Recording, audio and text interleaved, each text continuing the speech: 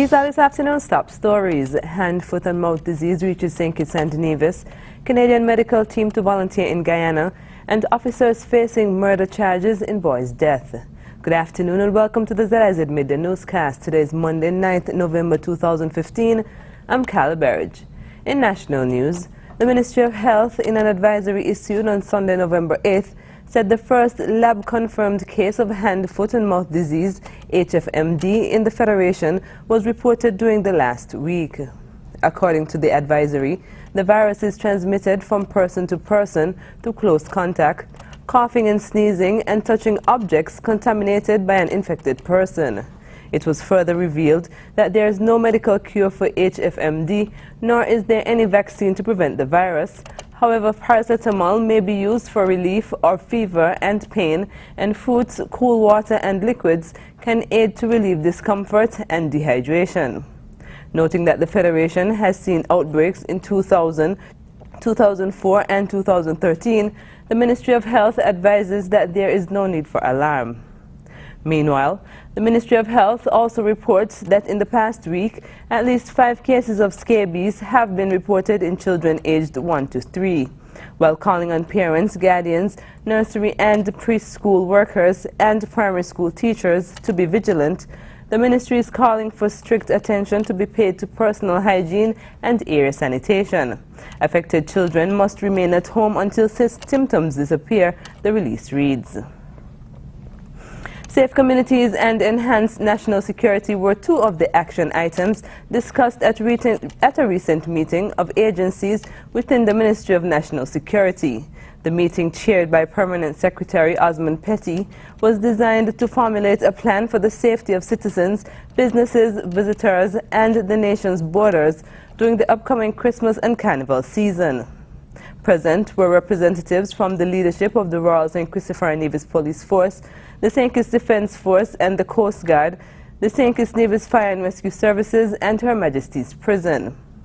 Acting Police Commissioner Stafford Liburd said citizens can expect to see an increase in personnel and vehicular stop and searches and more patrols in the business and residential areas. He further stated that the police force will partner with the Defence Force to ensure safety during the Carnival and other events. The local observance of World Diabetes Day began on Sunday with a church service at the St. George's Anglican Church, and the country's health minister, Honorable Eugene Hamilton, showed support of the St. Kitts Diabetes Association by attending that service. During a brief address to the congregation, Minister Hamilton said diabetes cases are prevalent in St. Kitts and Nevis. The annual focus on diabetes is appropriate because, as I said before, it is the 3rd largest cause of mortality, death, in our federation. And a similar situation, of course, exists across the region. In our federation, an estimated 20% of adults, or something like 5,000 persons, have diabetes. And additionally, somewhere between 15 and 20 children have been diagnosed with diabetes. Noting that his government is more focused on preventative as opposed to curative measures, the health minister listed some of the initiatives that will soon be rolled out as it relates to diabetes. In 2016 and beyond, attention will be paid to prevention, and our resources will go towards that end as well. The Ministry of Health will continue to invest tax dollars in our health centers and hospitals, staff and resource them properly, and as a result, we expect to spend at least in excess of $300,000 on diabetes medicine alone next year. Minister of Health, Honorable Eugene Hamilton.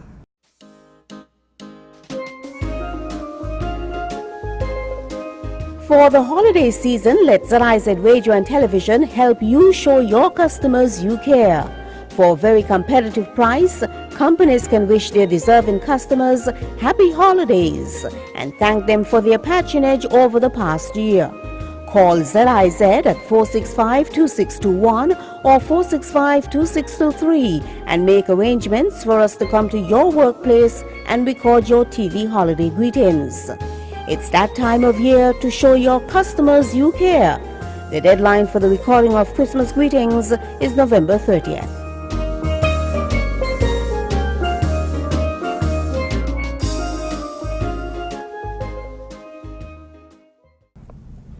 On to news on the regional scene. In St. Lucia, human rights attorney Mary Francis is repeating calls for the problems plaguing the local justice system to be addressed. DBS's Don Nicholas reports. Human rights attorney Mary Francis says the latest protests in the prison against the slow pace of hearing cases involving prisoners on remand, now compounded by the shutdown of the main courthouse for repairs, is just the end result of a justice system that is sadly lacking when it comes to the swift administering of justice and could be a shadow of things to come.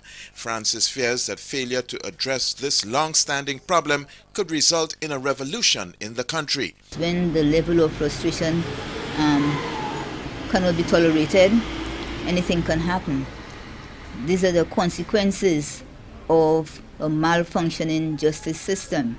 The crisis that is apparently come to a head now, with courts are not sitting, and it's too much to speak about. I wouldn't be surprised that people are enduring so much in prison and the bodily, and I wouldn't be surprised you hear it in other parts of the world. So to me, anything is possible in St. Lucia at this point in time. Francis says justice is just as important as health and education and should be executed within the shortest possible time. She added that citizens must share part of the blame. She says they are too passive and should be putting more pressure on the government to ensure that funds are allocated wisely, with priority areas like judicial reform given primary attention. The citizens of St. Lucia are sleeping. They are asleep. They are too passive.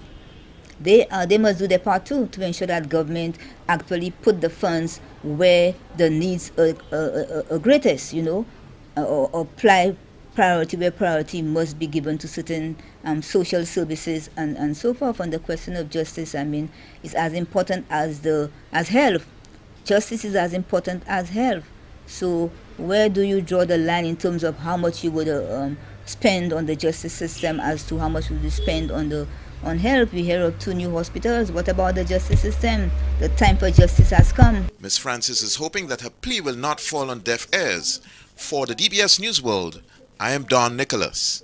A Canadian medical team is expected to begin volunteer work in Guyana shortly. Here's more. A medical outreach is again in Guyana to assist in the delivery of health services to Guyanese. The team from the Canada Guyana Medical Outreach is headed by Yvonne Treisman, and she said their first assignment will be in Charity Essequibo. The team of doctors will be in Guyana tomorrow, Saturday, to begin working on Sunday. Actually, the doctors are coming in on Saturday morning, and then we're leaving for Charity on Sunday, and we're working in the Oscar Joseph District Hospital on Monday and Tuesday. And at the same time, we're working also in Carawab, which is up the Pomeroon River, on Monday, and at St. Monica, which is another Amerindian village up the Pomeroon River. The medical outreach team will be at the Project Dawn Center at Liliendal next week, and they are urging East Coast and Georgetown residents, especially from nearby Sophia, to make use of their services. We're actually coming down to Georgetown on Wednesday, and be working at Project Dawn on Thursday. That would be the 12th, and Friday the 13th. We'll be dealing with, like we have the physicians, the specialties we're bringing in are gynecology, pediatricians, general practitioners, ENT, allergy and asthma, and we're also bringing a physiotherapist. Ms. Treisman said the group has received tremendous support from the government of Guyana through its diaspora unit at the Ministry of Foreign Affairs. For Capital News, Raul Collins. And internationally, 2 Louisiana officers are facing second-degree murder charges in the shooting death of a 6-year-old boy. CNN's Nick Dalencia has that story. He was just an innocent little boy. Nearly a week since the death of Jeremy Martis, He always was an angel. there are still 2 big questions. Why would law enforcement chase the boy's father down a dead-end road? And why would they use lethal force? The boy was buckled into the passenger seat of his father's car when police opened fire. He was hit 5 times in the chest and head. His father, Chris Few, was also hit and critically wounded. Jeremy Martis, 6 years old. He didn't deserve to die like that. And that's what's unfortunate. Days after the shooting, the head of Louisiana State Police announced 2 marshals face second-degree murder and attempted murder charges. 32-year-old Derek Stafford and 23-year-old Norris Greenhouse Jr. taken into custody and placed on administrative leave. The incident was captured on police body cameras. I'm not going to talk about it, but I'm going to tell you this. It is the most disturbing thing I've seen. And I will leave it at that. 2 other marshals were also present during the shooting. Stafford and Greenhouse, so far the only 2 arrested. He had his wings on earth, and now he's soaring in heaven. Roxanne Couvillon was Jeremy's special needs teacher. The child was nonverbal autistic. He was one of her favorite students. She especially loved the way his eyes lit up when he smiled. He loved class, and I sent all the pictures that we have to the family members, and so they have all those mementos. He loved the dress-up centers we had, pretend play, doing the alphabet puzzles. He was an awesome boy. At a nearby convenience store, Riddy Adwali says he heard gunshots on his way home from work. He says he knows the officers well. I know Derek and Norris, they like my brothers, 2 of them.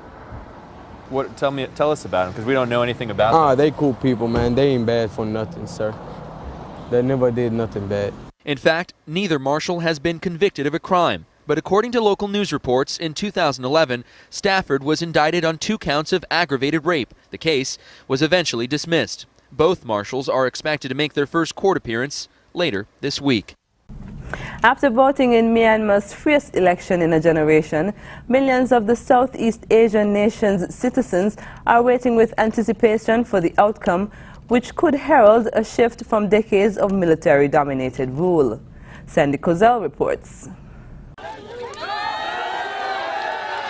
An opposition party led by a Nobel Peace Prize winner may be headed for a landslide victory in Myanmar's election. The opposition National League of Democracy says it has about 70% of the vote so far.